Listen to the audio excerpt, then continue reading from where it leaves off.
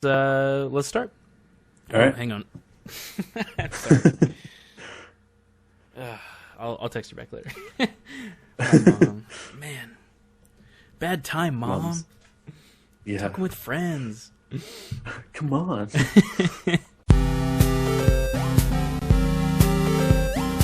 snoCast.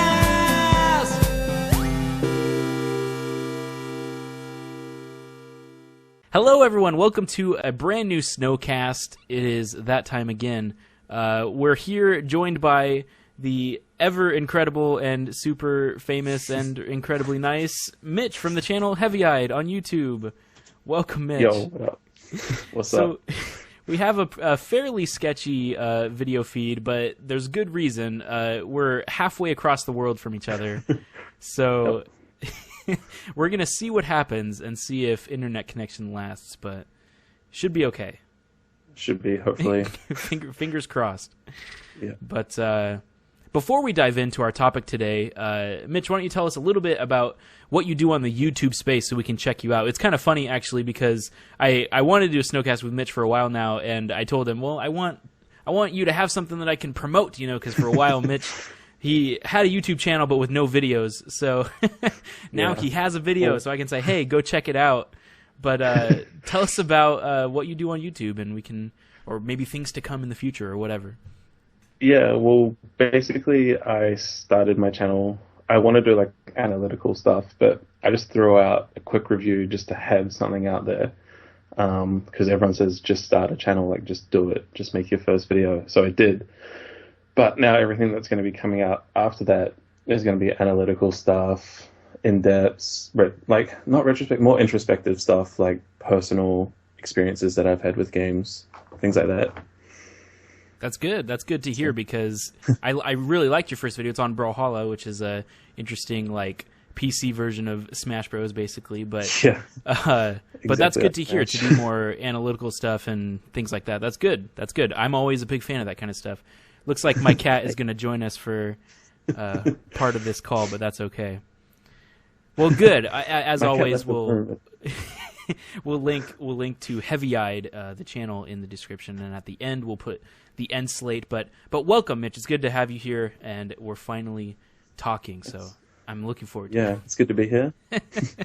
Cat tail just hanging. Yeah. It's because she wants fed, but you know what? We're just gonna ignore it. Yeah. So anyway, it was kind of funny because I was talking to Raz actually about when we were planning on doing this snoCast, and he said, hey, I know Mitch has been thinking a lot about this lately, about just like social aspects of games and the different parts of that. And so I kind of approached him with that topic idea, and he's like, absolutely, let's do it. So that's what we're going to talk about today. And that's not to be confused with social gaming. We were also talking about that. No. We're not talking like Facebook games or anything like that. But why don't you maybe just open it up with what are we talking about before we dive into it? What do we mean by the social aspects of gaming? Like something that's been lost a lot recently, I guess, like couch play, LAN parties, just things where you physically bring your friends together and play games. I guess like Skype is the new medium for that, for playing games with your friends, but a lot of the stories I have to tell involve hanging out with people and playing games, not just on Skype. Yeah.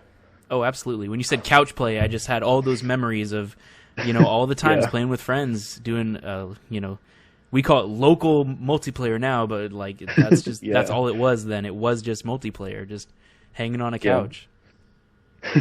Cords getting tangled up. Yeah, seriously. All that stuff, all that good stuff. Good. So yeah, we're going to talk about that aspect of it and why is it important? Is it good? Is it bad? Does it enhance games? Is there bad parts of it? All of that fun stuff. But I thought that was a good, interesting topic because I do think it's evolved over the last, recent years. So any kind of opening remarks, or maybe what kind of spurred you onto this topic? What made you interested in it lately? Lately, actually, I've been playing a lot of Final Fantasy 14, just with some people over Skype, and it just made me remember getting into World of Warcraft and how Like, I played that game alone for ages and I hated it. But as soon as I met people in real life that were playing it, I loved it. And just like going to their houses, bringing my computer, like lugging my tower to their house and playing WoW with them, it just like brought this whole new dimension to the game. So that's got me thinking about this topic a lot recently. And it's funny because Final Fantasy games are not normally like that at all. I guess they had one other online one. Was it 12 or something? Yeah, 11. 11. 11. Yeah, it was 11. And so, you know, when I think Final Fantasy, I don't think that, but that is interesting because I've seen you and Steve Ahobo and lots of people posting all kinds of stuff about it, you guys playing together. So looks like a good time. Yeah. Yeah, it is. That game lends itself to taking screenshots so well. Like, there's so much focus on role playing and stuff like that. Yeah, you guys have some crazy characters, for sure. Steve had a golden cat. Oh man, Steve. Steve's gonna pop up in every snow. But yeah, that's what spurred this on. Yeah, that game just lends itself really well to screenshotting and role playing. Like, a lot of people fake get into role playing in the group that we play. Like, they take it seriously, but it's not serious. It's a lot of fun. Yeah. A lot of fun to just be sitting on Skype being like, hey, look how I'm messing with this guy. Yeah, get super into character just for the fun of it. Yeah. So that's real fun. And like, even that brings the social side of it, like posting about it on Twitter, and social media, all that. Like, it's such a deep topic. It's crazy. Yeah, there's like the social aspect in the game, but then there's also like sharing it further outside of the game. Which that's like two different sides of the social aspect. Yeah, it's wild. So I thought of two stories that I wanted to tell for this cast. The first is StarCraft 2. You know, aware of like how competitive that game used to be before League of Legends sort of took over. This was back in 2011 when I was living in Australia. Every Friday night, so we called it Friday Craft. We would go to our local internet cafe, pay $20 for the week. We got a special deal. But we'd go there Friday night, 8 p.m. to like 7 a.m. Just play StarCraft 2 all night. There would be like 8 or 9 of us. We'll just set up 4v4s, free-for-alls, all that stuff. But the thing is, like, half of us didn't even play StarCraft. Me and 3 others played pretty competitively. But the other half just didn't play. They came out because they wanted to hang out. We just hung out and played like StarCraft, and they got good. They got really good at this competitive game. Like, they could beat a lot of low-level players just because they came and hung out. Oh yeah, that's funny. And like, it just taught them how to play this game. It's crazy. So that is lots cool. of You're lots of right. late nights with Doritos. You're right about like definitely about just like LAN parties in general too and stuff, because that's kind of a lost art. But man, that was something, because I used to do that kind of stuff too with like Counter-Strike. That was kind of our big game. That was a big one. I guess that was our precursor to StarCraft too. Yeah. That I got friends that got me into Counter-Strike, and obviously we'd play at our own houses together online. But then we'd bring our computers over and do a LAN, and that was more fun because I don't know. There's something about just being together, playing it together. I don't know. There's something special about that you don't really get from being alone in a house talking to someone online. Yeah, definitely. Because like, you're there to see the live reaction. Like, like with Friday Crafts, if we did free-for-alls, the one person who had never played before, we'd just leave them alone because we're like, oh, they're new. But they would just build up this massive army, and then you just like see them like being sneaky, and then they're just like, you look over to them when they take you down, and they're just so happy, and you're just like, damn. Like, exactly. And the opposite of when you kill them or something, and watching that rage reaction too is equally as satisfying. Like, you can just bounce off each other when you're together, and it just, because like, there'll be other people there because Friday night's open all night, and people just be looking back like, oh, those guys are weird. They're so loud. Like, what are they doing here? Yeah. It's definitely a lot of fun, and it's weird. I think we'll get into it a little bit later of just like, why is that so enjoyable? Because it's so much. It's deeper than, like, we can play a game by ourselves and enjoy a game, for sure. Yeah. But there's something special and different that makes it really, really enjoyable when you're doing it with friends and you're also into it. Funny you say that. Part of because I'm writing a video about this, and part of that is how I don't play single player games much anymore, because I find it so hard to just sit down and play something by myself and not bounce off someone else in a social situation like that. Mm-hmm. It is weird. Like, yeah, you start to develop these things, like, not expectations, but I guess just habits or the way that you enjoy a game. You start to, absolutely. Yeah, like I can still sit down and play something by myself, but I have to really, really want to get engaged with it. Yeah. Like, yeah. Definitely. Well, so what's your other story? You said you had another story, too. So when I was flatting at this house, like, we were all gamers, there was like 7 of us. 8 including me. It was this massive house. And I invented a game to play because we were always debating who was the best gamer. And I figured out a way to make it, like, to decide that. Do you ever play Risk, the board game Risk? I've never played it, but I know it pretty well. So for those who don't know, it's just a war board game, I guess. Yeah. And you set up troops in different countries and you roll to see who can take over territories and stuff like that. And I thought each person takes a colored token and they choose a starting area. And I wrote out a list of 12 games. So if you wanted to take over someone else's area, you would roll, and from 1 to 12, you had to verse that person cooperatively. Oh, wow. Yeah, and then it just built. It went for weeks, and then people rage quit, and it never got finished. But I was so happy with this game that I created. So, like, you would roll a 7, and you'd have to play Tony Hawk Skate, like play horse mode and skate, or roll a 9, you have to play Soul Calibur 4. Smash Brothers was on there. I think there was like short rounds of Mario Party 3, because we had every console, so it was just like all these different things. That's awesome. It was a lot of fun. So yeah. was it like actually Risk too, and that was just added to it, or are you saying it's like Risk? It was Risk. We had the board game Risk sitting at the back of the house. That's awesome. So we had this massive lounge room with like 4 TVs and different consoles on each TV. So this board was sitting at the back with like a sheet of who had what areas, what each role would lead to, and then every night we'd just be like, all right, so who's playing? That's awesome. It was a lot of fun until people started losing a lot. Well, and like you said, that would go forever. I can only imagine that would take so long. Yeah, it went for a long time. It was weeks before people called it in. Like, it was a lot of fun. That's super cool. It makes me think of like a Nintendo World Championship kind of thing. You know, just a lot like that. Who's the best of all these myriad of games? That's awesome. Yeah. I really wish we'd figured that out, because it was in the first year of me living there, and I lived there for 4 years after that. I was like, it's 4 years of wondering, like, who's the best in this house at playing games? Never knew. That's a good way to settle it, though. That sounds awesome. That's pretty funny.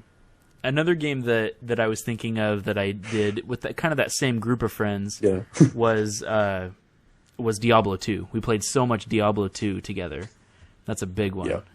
That and Counter-Strike were ones that we definitely played a lot together. And then on like the end of it was kind of more like Team Fortress 2, getting into like that time when that was coming out, Orange Box era.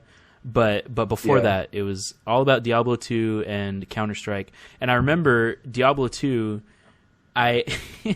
speaking of like being competitive and stuff, because I would always go over and log into my account on their computers. And I didn't want them to log into my account, so I went and changed my password at home so they couldn't log in.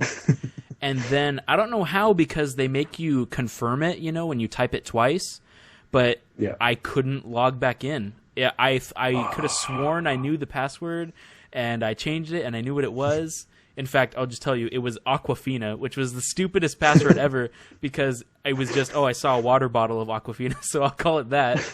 And I tried so many different ways, different spellings, whatever I did wrong, and I could never log back in, and I was so upset because I lost all my characters. That was a bad era for Battle.net, though. Like, they had so many issues with logging on, because we used to play Warcraft 3 instead of Diablo 2. Yeah. Same issues, man. Like, you'd log out, and that would be it. You're done. Just no more. Start sorry. again. Yeah. You don't get to log in again. Yeah. Yeah.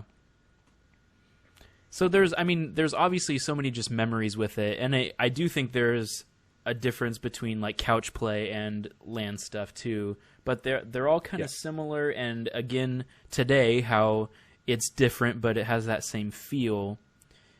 Why do you think that it's so enjoyable? Like, what makes that different than playing a game by yourself? I don't know. Like, for me, I would always invite people over. This is another one. Mario Party 9. People hate that game. Yeah. I love it. I absolutely love Mario Party 9 because I would just invite my friends over and would play it. And, like, between each round, we'd just be like, oh, yeah, let's go down the road and get some lunch. And I guess that comes into it because you can hang out after you play a game. So, like, yeah, it's not just playing the game. It's being there with your friends and be like, oh, okay, we're sick of this now. Let's go do something else. Yeah, but then you come back to it. It's just part of your evening, right? Yeah. Similarly with Mario Party 3, we would set like 50 turns, play the first 10, go out, get lunch, and then come back and finish it and see who was ahead and what the CPUs had done while we were gone and things like that. Oh, yeah. And who would have to play catch up. That was always a lot of fun. Yeah. It's weird. Like, it is hard to pinpoint, I think, but without getting like super meta, I do think it's just part of like the way we are as humans. I think we need interaction, and so there's obviously everyone has friendships and likes having friendships, and so adding that into a thing you love, gaming, it makes sense that is enjoyable. But maybe that's an oversimplified answer. I don't know, but we it's need true though, like interaction, I think.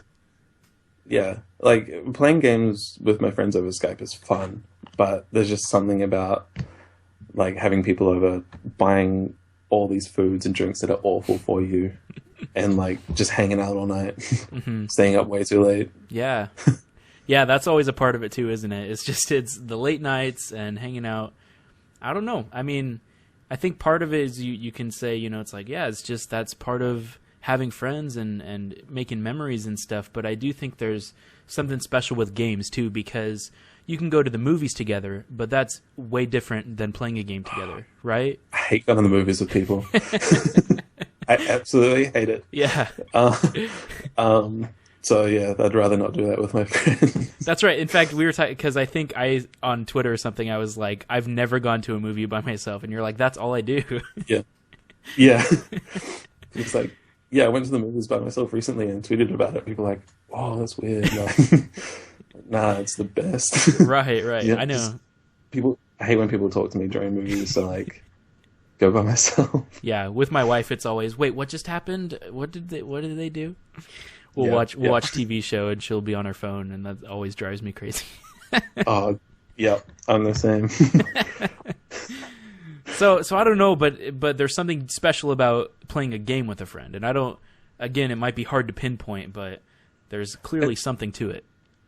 It's like for a lot of people, I don't know. I guess football would be like for you, but rugby in New Zealand and Australia, like going down to your local sports club and hanging out with your friends there. It's like the same sort of thing for people who don't like sports.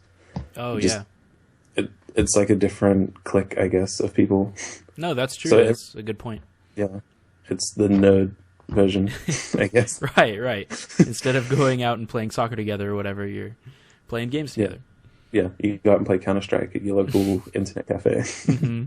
It made me think, just us talking about another memory too, because I do think a lot of those couch play memories, I think of like playing Pokemon Stadium, and we would play the mini games in Pokemon Stadium. I don't know if you ever played that, but we would always do the mini games, and that was a big, like, kind of like Mario Party. That's a big rage kind of Oh, definitely. rage games where they would always get mad. And like at one time we were doing like the Rattata run race, where you just have to like hit A really, really fast, and you got to run, and whoever does it faster. And you're jumping the hurdles, exactly. And they were so mad because I was always ahead, I was always winning, and one time they just unplugged my N64 controller from the plug-in, and I was like, no! And so then I slowed down, but like you don't stop automatically, you just slow down, and so I still finished the finish line first in time, like even though they unplugged my controller.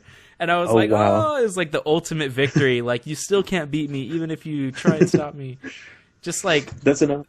Just weird, like things like that stick with you. Yeah, definitely. That reminds me, when I was in primary school, Pokemon Stadium was massive. Like, the whole Pokemon craze was going off when I was in primary school. And we had this thing, like, after school care, because my parents would work late, so I would just stay behind at school. And they had this room just full of N64s, and that's all we played was Pokemon Stadium. And that game in particular would make everyone crazy. Yeah.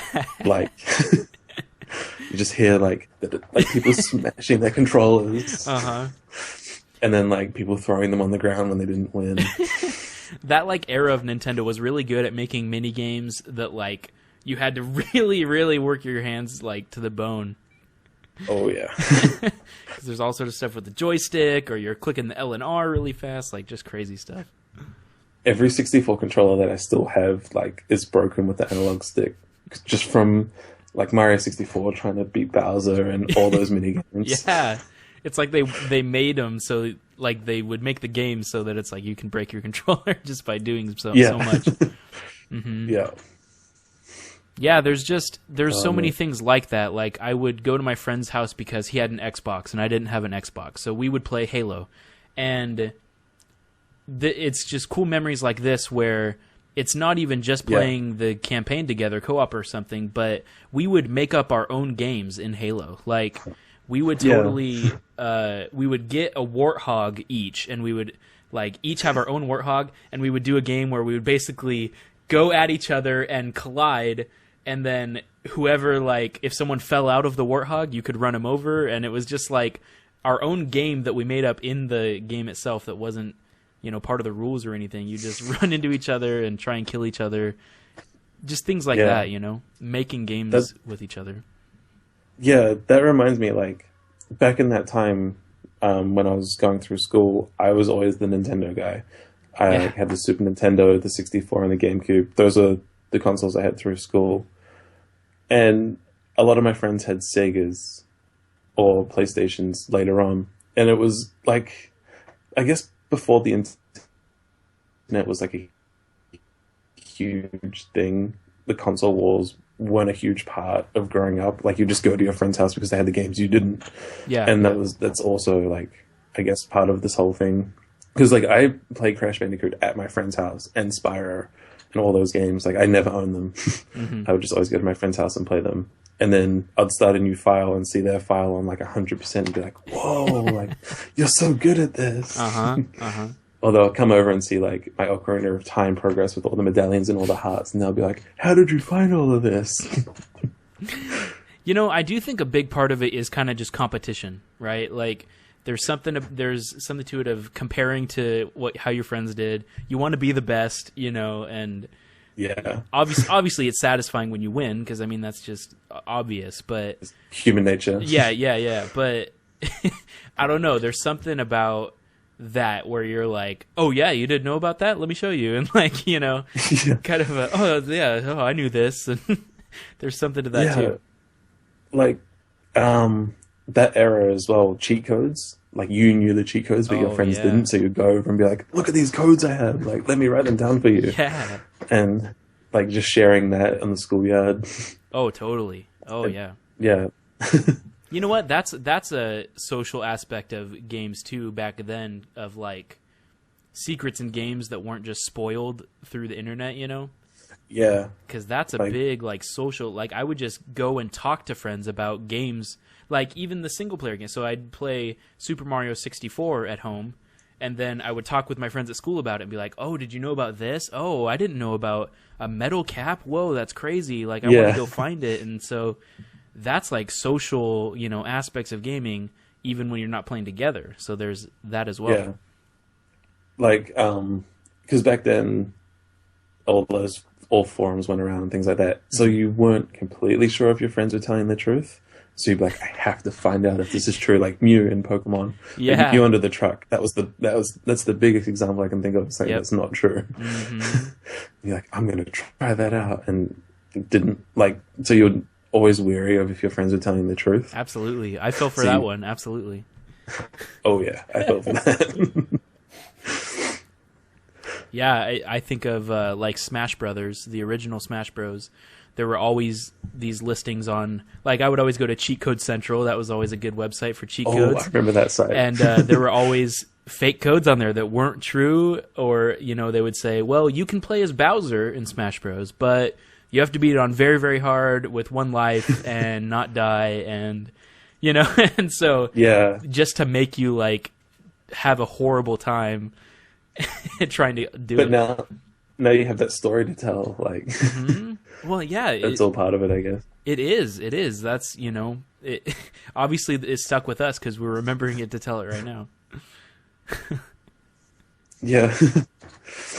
Yeah. I don't know. I guess that is why it's so good, is just because you're creating memories. Mm-hmm. And like 5-10 years down the line, I can go see all those people who used to play Mario Party 9 with me, like, hey, remember when we used to play Mario Party 9? And we can just like reminisce about it. Mm-hmm. So I guess, I don't know, I guess that comes into a lot of it.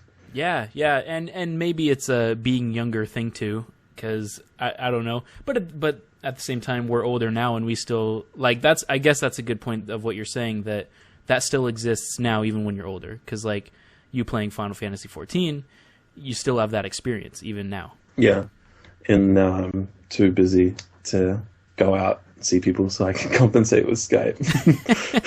Right. Instead of going over to your friends' houses and bringing your computer, it's just like, all right, I'll just get online. Yeah, don't have to leave the house. I'm too tired. Yeah, I mean, I have more responsibilities, but I don't feel like my loves and interests have changed. Yeah, definitely. I can definitely see that. It's like games are like the one thing that has stuck with me my whole life. Yeah. Yep. And it's so let's go here, because we touched on it earlier, but just it's clearly evolved over time. It's not that anymore of the sharing things that because you didn't know because there wasn't internet. Like that isn't the way it is anymore. You said Skype is a really good cat. Skype is pretty much the equivalent now. That's online play. You can go on Skype with friends. Even the games that don't have it integrated into the game, like Splatoon, like that doesn't have voice chat in it or whatever, you can still go on Skype with your friends and still have a great time, even if you're not at the same house. Yeah. Oh man, Splatoon looks like such a mess. Like no voice chat. That really bothers me, but that's a different subject for a different day. I just had to. I haven't got it yet. There have been two times where I've almost gone and bought it, and then I haven't yet. But it seems bare bones to me. But yeah, like you said, that's a different subject for a different time. Did you ever use Ventrilo or anything like that? Yep, I use Vent, Mumble, and Skype all in WoW. They were like the most important things to use in World of Warcraft for like raiding, because I did a lot of high-end raiding. A lot of 5 a.m. sessions just trying to kill this one boss, things like that. Which also like was just sitting in Vent, Mumble, or Skype, but talking with my friends. Like, that's what made it enjoyable. If I was there by myself, I'd be like, and just call it in. Exactly. Yeah, that's hilarious that you use it, because that was our Counter-Strike go-to, was Ventrilo, and so it and because I was in a clan for a short while and all that stuff, which is just funny when I look back at it now, because it's like it was so silly, but like I loved it. I really enjoyed it because it was that whole you're doing it together thing. It's the social aspect of it. Trying to work as a team, and then like going up in rank together, and you're facing off against other clans. Like there's a lot of bonding in that too. I don't know if it'll be the same in Counter-Strike, but it probably was. In WoW, like spending hours killing this one boss, everyone would just press the push to talk key and scream. I imagine that'll be the same in Counter-Strike when you win a match that was real clutch. Everyone's like, whoa. Mm-hmm. Yeah, it got pretty loud and boisterous, when you're going at it. Yeah, for sure. Yeah. So it's just funny though, because how yeah, you're just like, whoa. But just how it's evolved, because that was like a stepping stone, I feel like, because there's before there's really the internet kind of thing, and then Ventrilo was like the middle road. There was another man, I don't even remember what it was called, like MIRC or IRC or whatever, and it was like a big chat thing. Yeah, I remember that. It's like vague, very vague memory of it, but it was like a big open chat thing for Counter-Strike people to connect and then set like matches and stuff. I don't know. But yeah, I remember the website, but I never went on it. Yeah, and so it's just weird, like archaic, older things like that, and how it's progressed now to how basically like Skype is basically where it's at. So yeah, it's like the amalgamation of everything that once was, and it's just like, yeah. So I used to play games over MSN with friends, back in the day, way back when. Yeah, that's right. It's funny how many different ways we had to communicate back then that like they weren't perfect, but we used them. Like I used AOL Instant Messenger all the time. That was huge. Was that AIM? Yeah, AIM. Yeah. Yeah, I used to use that when I played with my American friends back in the day, because no one in America had MSN. I think. Yeah. I had one, but I didn't use it as much as AIM. But yeah, it is funny just to think back on all those different ways to communicate and connect with friends through gaming and stuff, through all those different avenues. Yeah, I've got people on my Facebook that I've never met that I played WoW with when I first got it back in 2009. Mm-hmm. And I still talk to some of them a lot of the time, like just making friends. Yeah. Through these games because like after we'd finish a raid, I'd be too hyped up to go to sleep. So we'd just talk for a while, you know, and you just make these bonds with people around the world. Like it's crazy. Mm-hmm. Oh yeah. And I think that's kind of the coolest part about it for me. She wants to be social. She wants to like be a part of this social talk. I just pushed her off the table. That's been the coolest part for me of this whole YouTube thing. Making new friends, new really cool, lasting friendships like this, like literally like this, what we're doing right now. Yeah. All because of gaming, right? And even though it's the YouTube space, it's really the gaming space, and so that's been the coolest part for me since starting this whole YouTube channel, has been creating new friendships that like I've never even met you in person, but the fact that you are so far across the world and yet we're talking and just because of games, like that's awesome. Yeah, it's like one of the reasons I got into YouTube, because now that I'm 25, all my friends are getting married, having kids, buying houses, all these like huge responsible things that I'm just not ready for as a person.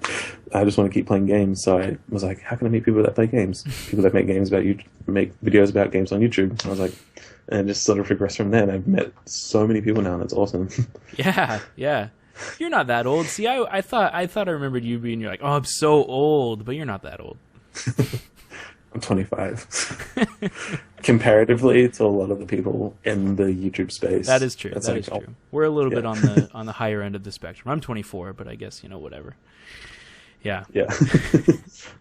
Absolutely, though. And I think that's always been there. Like, even back from those Counter-Strike days and all that stuff, you still met people online and you would connect, like, add them to your friends list or whatever. But I feel like now that's even more the case than it was before. Yeah, it's really funny how like friendships with random people online start, because this is how they usually start with me. If I was playing a game like Counter-Strike or something like that, I'd add them just to talk to them later, be like, yo, let's play. And then just one day they'll be like, man, I've had a bad day. Just for no reason they'll say that. And then that like sparks that conversation to just be like, man, why was your day bad? And you just start learning about this person. Yeah. Like it's so weird how that evolves. Mm-hmm. Yeah, it's not it's not the typical how you meet a person, and yet it can still evolve into the same kind of friendships. Yeah, which is weird, because like I can meet so many people online, but take me to a bar, I will not talk to anyone. Right. And you know what's weird though is maybe that's part of it though, because I do think, like for me anyway, I'm pretty introverted, like just in normal life, and so totally, if I'm in a place where I don't know people, I'm very like not talk to people or whatever, and yet maybe this is for some people, but maybe a bit more like you can be who you are. You don't have to, I don't know, a place to be a bit more extroverted and feel comfortable. Yeah, I think it's the whole like most of the time, not this time included, but there's no face to face. Right. So like you feel like you're being judged on your merits and not on your appearance, I guess. So like, it's easier to be more comfortable when you're playing games socially because people are seeing what you can do. Like, I know on WoW, I spent a lot of time raiding, and I was pretty good at it. So I knew that people were judging me based on my skills in WoW and not on me. And it was just so much easier to talk to people. Yeah. That, and I could be like, haha, I'm so much better than you. Yeah, definitely. So this might be interesting to talk about briefly, but we've obviously talked about how it can be great and fantastic, but is there a bad side to it as well? Is there ever a negative aspect to the social part of gaming?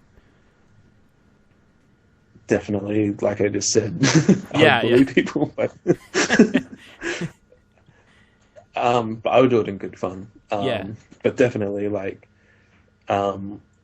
it's the flip side of the no face-to-face. Like, give people anonymity, and they will be either the best person or the worst person to you in the world. Yeah. So, yeah, there's two sides to it, I guess. And I think it's more modern now than back in the day, too. Like, I feel like that's something that's risen now with the rise of interconnectivity over the internet, you know. Yeah. And I think it's exactly what you said, when you're not face-to-face. Because if you're on a couch with your friend, they can punch you if you're being a jerk, you know? They can say, like, stop it, and then... But if you're... If you're across the internet, it's... You can say whatever you want. It doesn't matter. There's virtually no repercussions aside from maybe getting, like, timed out for 10 minutes. Yeah, yeah. Which brings me to League of Legends. Whoa. That community is the most toxic I've ever been a part of in my life. Yeah. Like, yeah, and I've never played it, but I've heard, because, yeah, its reputation is that. Yeah. I don't enjoy it that much, but socially, all my friends play it back in Australia, so I just started playing it. I stopped as soon as I moved out of Australia, but yeah, I would just play games by myself and just get hounded for not being good at it. And like, it's that whole Call of Duty 14-year-old mentality where they say all these things under the sun. And it's just like, damn, like, what are you doing to me? Like, I'm new to this. Like, leave me alone. Yeah, because Call of Duty is exactly what I thought of like 7-year-olds screaming at you through their microphone and, you know, talking about your mother and all the things. And it's like, oh, come on, man.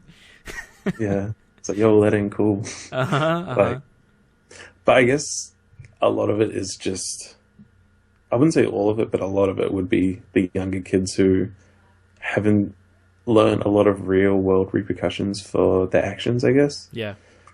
So I'm at a place now where I can just be like, shrug it off. Yeah. But people their age, it's this whole new world of bullying, and not to stereotype, but a lot of kids who play games do it to, like, because they don't have friends' houses to go to or whatever. Maybe they're being bullied at school, and then they come online and get bullied more, and it's crazy. Like, yeah, no, absolutely. I think it is kind of a serious problem, and that definitely has the negative side of it. So it's really interesting. But I think you're right that a lot of it comes down with maturity. Like, we can go play a game online and not do that.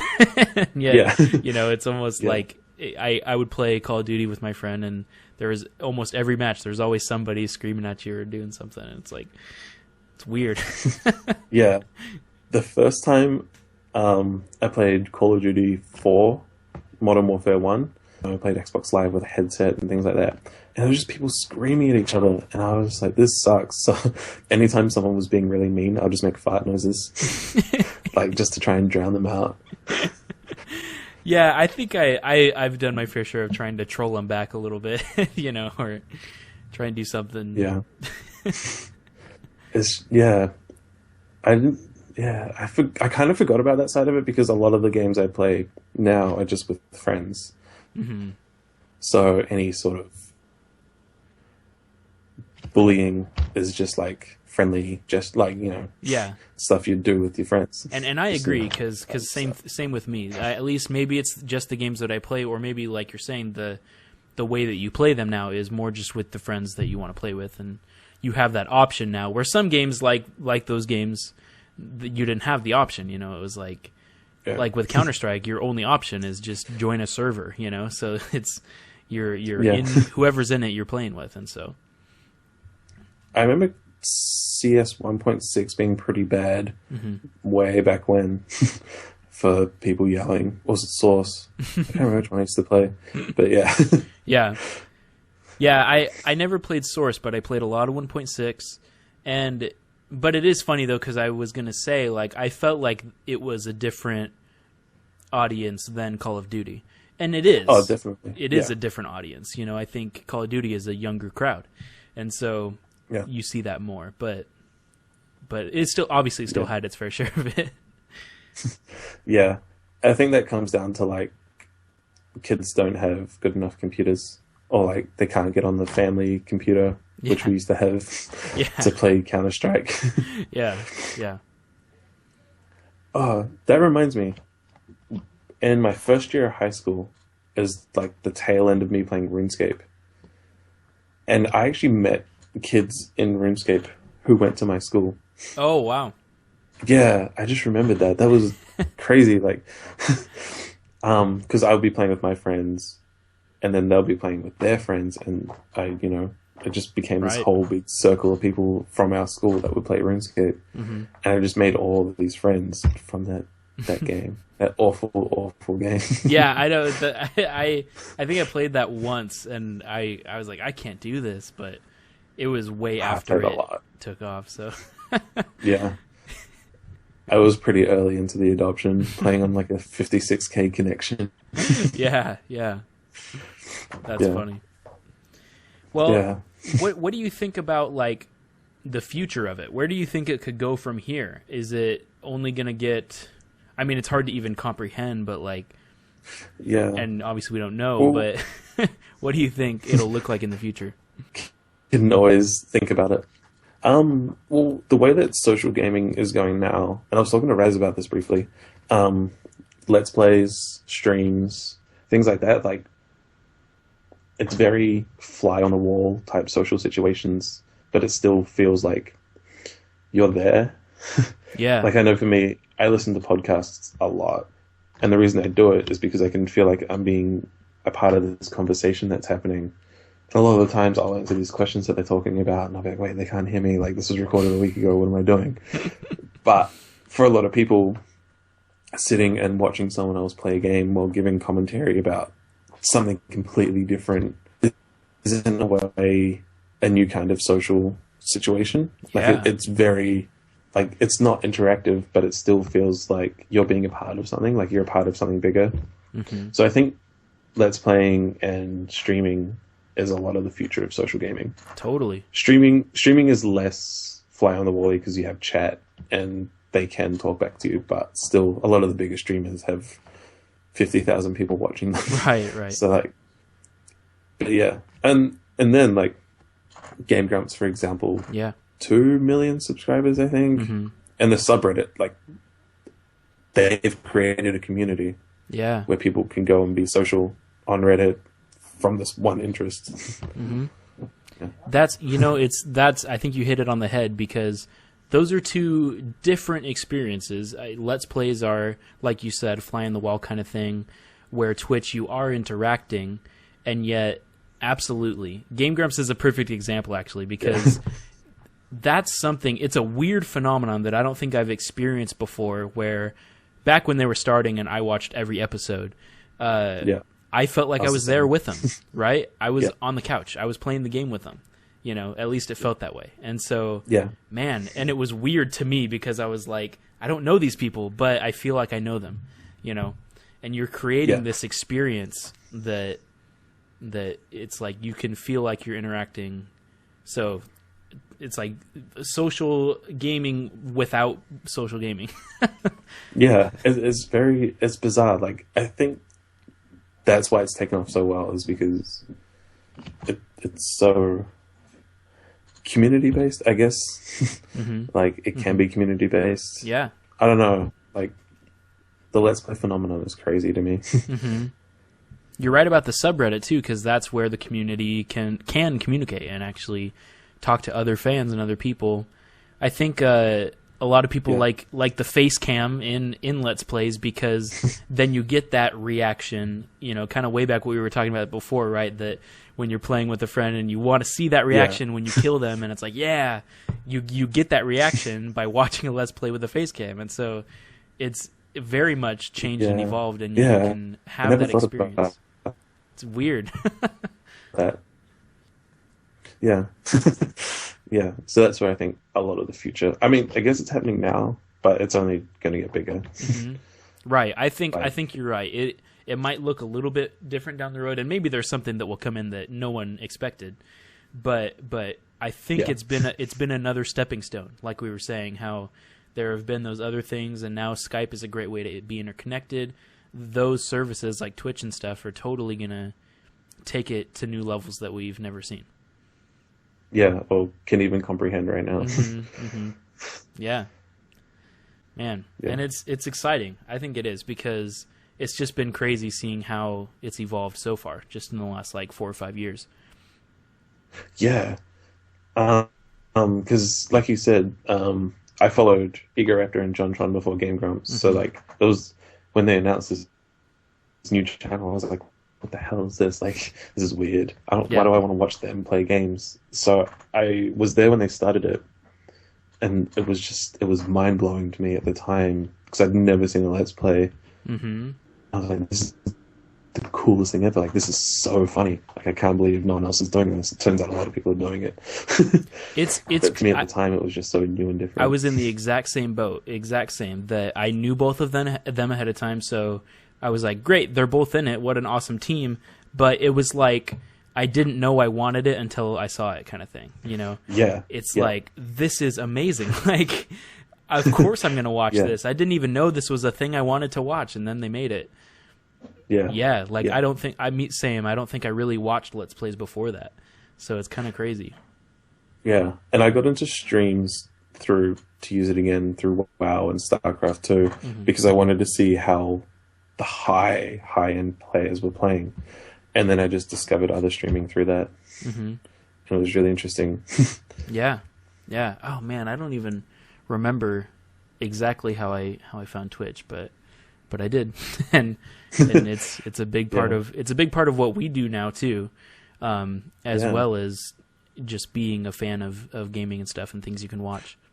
Yeah, like, I don't stream much. I think I've streamed like 3 or 4 times in my life. But being in a call with someone while they're streaming is like a huge part of it now. And, you know, that's social. That's being social.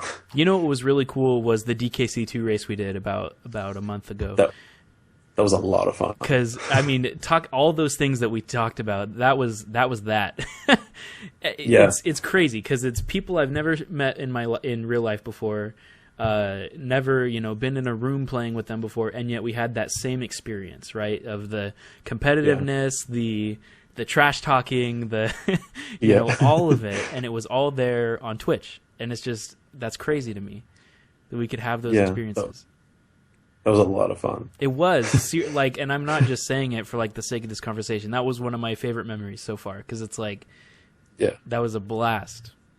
So going back to just memories, I guess, right? Because it's just making more memories. Yeah, like, that's sort of how I've decided to go about things now, is like, will this be a cool story to tell later on down the road? Let's do it. Yeah. Like, yeah. Very cool.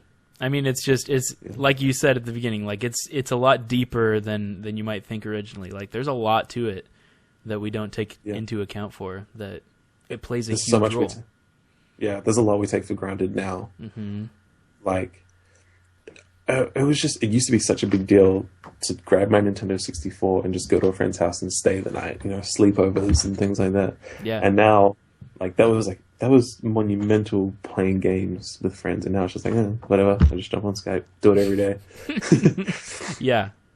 Like, it's just something we take for granted these days. Even playing a game by yourself now, I feel like, for a while when I was doing Let's Plays, I felt like if I wasn't recording it or something, that I was missing out. Like, what am I doing? I gotta record something so that I can show it to people, you know, or even if you're playing a game by yourself, you want to share your thoughts on it. Like you would even if it's just going on Twitter and be like, hey, this game was all right. You know, that's true. Even that aspect is just we take for granted. Like you want to share your experiences. Yeah, that is something. I've got one video out, but now every game I play, I'm like, can I turn this into a video? That like, get ready because that's going to be your mindset now. It really is. Like you go into every game thinking that, and you have a different lens to look through. It's kind of interesting. Yeah. That it's completely changed the way I go about playing games now. And I don't know if it's for the better or worse, but it's definitely same. I don't know if it's for the better or worse either, but it's definitely different. Yeah. Awesome. Anything else you want to add about just the social gaming experience? Well, just try different things with your friends. Like I said, Mario Party 9, people hate that game. I love it because of the memories I have with my friends. Yeah. Super Smash Brothers Brawl is another one. Yeah. Mario Kart Wii. All the, like, that era of Nintendo games when they sort of dipped. Yeah. I've got great memories with those games. And people hate them, but I don't know. Just, it's all about finding your own fun in games if it's not fun by itself, I guess. Like you said with the Warthogs and Halo. Yeah. Just experiment with your friends and see what you can do. And I do think that you can, even if a game is bad, you can make it a good experience when you're playing with friends, right? Yeah, exactly. Like I played, even if it's just Sorry, go ahead. Like, even if it's just sitting there with your friends talking about how awful this game is, that's a fun conversation to have. It's like watching a bad movie with your friends. Like, it's just so much fun.